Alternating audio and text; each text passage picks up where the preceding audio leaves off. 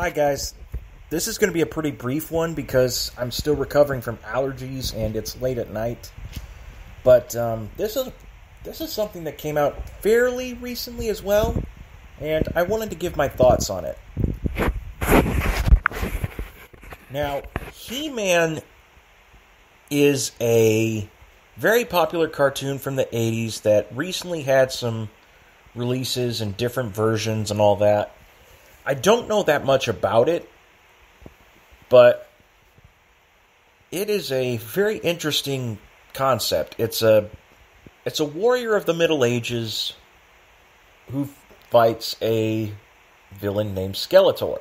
And my thoughts are not on Skeletor himself, but who's playing him. According to sources, Jared Leto will be playing Skeletor. Now, for a brief history, Mattel is a toy company that owns franchises like Barbie, Hot Wheels, Matchbox, all of which are getting movies, and He-Man and the Masters of the Universe. And He-Man had a movie in the 80s where I think he was played by Dolph Lundgren, if I'm correct. That idea alone is just bizarre, that He-Man, out of all the cartoons back then, got a live-action movie. I guess for Transformers, a cartoon would have just been cheaper to make. Like a cartoon movie would have just been cheaper to make. But with G.I. Joe, they went that direction as well because of all the vehicles and stuff and the sci-fi direction they wanted to take. With He-Man, they had a fantasy on their hands, and it had a lower budget. I don't recall He-Man having an animated movie, but it had a live-action one, and I don't know how people feel about that one. Some would say it's a cult classic, others, not so great. But what I will say, that I don't have very many opinions about He-Man, because medieval fantasy is not really my thing. Like, people like Game of Thrones and Lord of the Rings and all that, and while that stuff is cool and all, I'm not a die-hard fan of it. Like, I'll play Dungeons and Dragons with people, as well as Starfinder and things like that. The role-playing games are definitely one of my hobbies. But casting Jared Leto as Skeletor, on the one hand, the actor has played villains before, and he's even got an Oscar at one point. But he's also a metal musician for the band 30 Seconds to Mars, if I recall correctly. I think it's metal. I don't know for sure. But yeah, when he played Joker for Suicide Squad, he bleached his hair, and he kind of teased the voice when he was like, things are going to get really, really crazy. I don't know if he teased his Joker voice back then, but when he played Joker, the character just looked really, really weird. Didn't really look like a clown, more like some kind of a wannabe albino gangster. A buff Joker? I don't know if that would normally fit. Maybe it could, but then again, I don't know. Joker is usually a skinny guy. Imagine a plump Joker. That'd be funny. But, yeah. Jared Leto as Joker. That was quite a doozy, because apparently back on set, he caused a bit of a ruckus by mailing people rats or something. Dead rats or dead animals nailed to wood or something.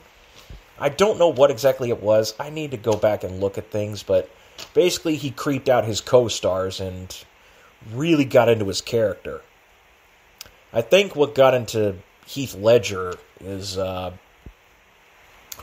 don't know if it was him playing Joker, or him taking his overdosing on his, or he just overdosed on his medication accidentally. I'm not sure what led to that, but that was a sad story indeed.